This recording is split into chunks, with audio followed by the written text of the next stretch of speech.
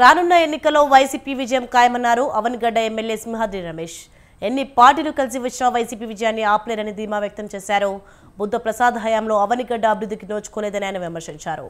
వైసీపీలో ticket ఇవ్వనందుకే MP Balashowry party మారని అంటున్న సింహాద్రి రమేష్తో మా ప్రతినిధి Ramesh face to face.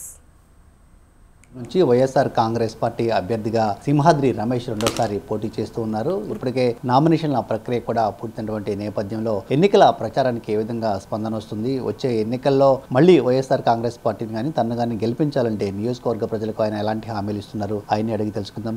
Sir, మీరు ఈ నియోజకవర్గం నుంచి రెండోసారి ఎమ్మెల్యేగా కంటెస్ట్ చేస్తూ ఉన్నారు. మొదటిసారి ఏదైతే హామీలు ఇవ్వడం జరిగిందో ఆ హామీలు ఎంతవరకు అమలు చేశారు? నేను 2019 ఎన్నికల్లో పోటీ చేసినప్పుడు మొదటగా చెప్పింది ఏంటంటే, చంద్రబాబు నాయుడు గారు ఒక డాట్ పెట్టి, అంటే 22A రిజిస్ట్రేషన్లు అవ్వకోకుండా, లోన్లు రాకోకుండా, పిల్లలకు కట్నాలు ఇచ్చిన వాటికి వాళ్ళకి అల్లుళ్ళకి ఇవ్వటం మూలంగా కాపురాలలో కూడా ఇబ్బంది వచ్చే పరిస్థితి నుంచి మిమ్మల్ని గట్టెక్కిస్తాను, జగన్మోహన్ రెడ్డి గారితో విషయం అర్థమయ్యేటట్టు చెప్పి మీ భూములు మీకు తిరిగి వచ్చినట్టుగా చేస్తాను, ఒకవేళ అది కాకపోతే తర్వాత నాకు ఓటు వేయొద్దు అని చెప్పి ఎన్నికల్లో వాగ్దానం చేశాను. ఒకటి. రెండోది, ఎదురుమండి బ్రిడ్జి కూడా ఎప్పుడో ప్రజల చిరకాల వాంచ, దాన్ని కూడా ఖచ్చితంగా నెరవేరుస్తాను. ఇంకొక మాట కూడా చెప్పాను, దాని మీద బ్రిడ్జి కట్టి వచ్చేసరి ఓటుకు వస్తానని చెప్పాను.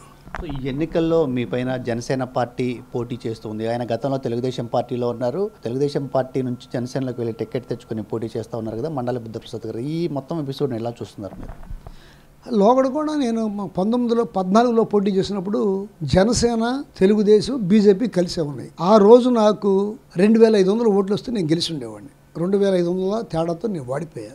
ఈ అధికారంలోకి వచ్చిన తర్వాత, నేను ఎమ్మెల్యే అయిన తర్వాత నిరంతరం ప్రజల మధ్య ఉండి ప్రజల సమస్యలు తెలుసుకుంటూ, కోవిడ్ టైంలో కూడా అందరూ ఇళ్లలోంచి బయటికి రానప్పుడు కూడా నేను జనం మధ్య ఉండా వాళ్ళ అవసరాలు గుర్తించే, వాళ్ళకి ఇబ్బందులు తెలుసుకున్నా. అవనగడ్డలోనే ఒక కోవిడ్ సెంటర్ హాస్పిటల్ పెట్టించి నిరంతరం ఎక్కడైతే కోవిడ్ పేషెంట్ ఉన్నాడో ఆ పేషెంట్కి వెళ్ళి ధైర్యం చెప్పి, ఈయన అద్దెళ్లలో ఉన్న వాళ్ళని ఖాళీ చేయమంటే ఖాళీ చేయడం తప్పు, ఖాళీ చేయడం తప్పు అని చెప్పి ఆ ఇంటి యజమాని ఒప్పించి ప్రజలతో మమేకమై తిరిగా. ఎవరో రాని రోజులు కూడా ప్రజలతో ఉండా. అట్లాగే వాళ్ళ బాధలో, కష్టంలో, సుఖంలో నేనుండా. 22A చేయించిన దాంట్లో 10,116 మంది రైతులు, 17,850 ఎకరాలు ఉన్నాయి. ఎదురుమండి బ్రిడ్జ్, కోడూరు రోడ్డు, ఎత్తిపోతల పథకాలు, నిరంతరం ప్రజలతో ఏదైతే అవసరం ఉందో అవసరాలు తీరుస్తూ, ఇట్లాగే డయాలసిస్ సెంటర్ గవర్నమెంట్ హాస్పిటల్లో ఇన్ని పనులు చేయించాను. ఇంతమంది మన్నలు పొందాం. దీంతోపాటు జగన్మోహన్ రెడ్డి గారు ఇచ్చిన సంక్షేమ పథకాలకి చాలామంది అట్రాక్ట్ అయ్యారు. జగన్మోహన్ రెడ్డి గారి పరిపాలన ఎడల పేద ప్రజలందరూ చిత్తశుద్ధితో ఉన్నారు. వాళ్ళందరూ ఓటేస్తారు. ఎట్టి బస్సులో ఆ 3 పార్టీలు కలిసి వచ్చినా నేను గెలవడం ఖాయం. జగన్మోహన్ రెడ్డి గారిని దీవించమని అడుగుతున్నాం. వాళ్ళు దీవిస్తారు కూడా. ప్రధానంగా ఈ నియోజకవర్గానికి సంబంధించి చూస్తే కాపు సామాజిక వర్గం ఎక్కువగా ఉంటుంది. కాపు సామాజిక వర్గం ఈసారి జనసేన వైపు వెళ్ళే అవకాశం ఉందని ఒక ప్రచారం జరుగుతుంది. అందులో ఎంతవరకు వస్తుందంటారు? నేను పీఆర్పీకి పోటీ చేసినప్పుడు నాకు 38,000 ఓట్లు వచ్చినాయి. అప్పుడు 1,60,000 చిల్లరే.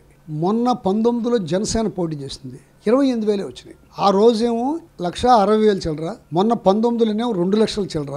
2 లక్షల చిల్లర అయినప్పుడు 28,000 వచ్చినాయి. 1,60,000 చిల్లర ఉన్నప్పుడు నాకు 38,000 వచ్చినాయి. దాన్ని ఏమనుకుంటూ చూడాలి? వాళ్ళందరూ జనసేన అంటే కాపులందరూ దానికి కట్టుబడి ఉన్నారా? లేదే.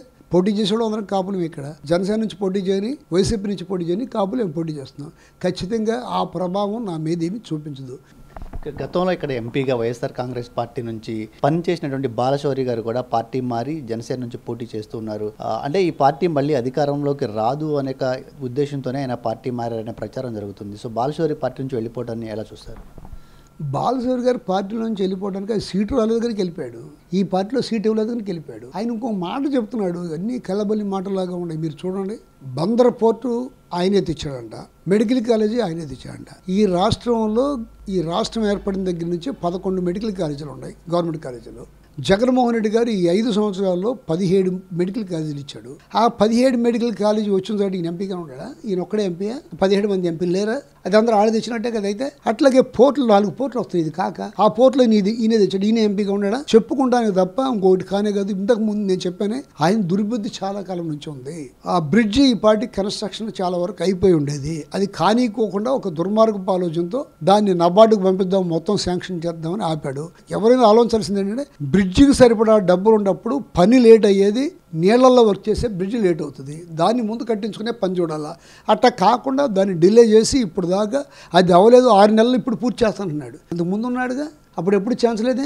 జగన్మోహన్ రెడ్డి గారే వచ్చిన తర్వాత ఎందుకు ఛాన్స్ కలిగాడు? జగన్మోహన్ రెడ్డి గారు ఆయన ఒక ఆలోచన పరుడు, ఈ రాష్ట్ర ప్రజలకి గ్రామాలు కూడా అభివృద్ధి చెందాలని కోరుకునే మనిషి అవడం మూలంగా ఈ మెడికల్ కాలేజీలు కానీ పోర్టులు కానీ ఎన్ని వచ్చిందో ఆయన మూలంగా వచ్చినాయి. ఇది మొత్తంగా వచ్చే ఎన్నికల్లో జగన్మోహన్ రెడ్డి గారి ఆశీస్సులతో ఖచ్చితంగా అవనిగడ్డ నియోజకవర్గంలో మళ్ళీ తాను విజయం సాధిస్తానని ఎమ్మెల్యే సింహాద్రి రమేష్ ధీమా వ్యక్తం చేస్తూ ఉన్నారు. ఎన్ని పార్టీలు కలిసి వచ్చినా కానీ వైఎస్ఆర్ కాంగ్రెస్ పార్టీదే విజయమని ఆయన అంటూ ఉన్నారు. కెమెరా పర్సన్ రాజ్ కుమార్తో రమేష్, స్వతంత్ర టీవీ, అవనిగడ్డ నుంచి.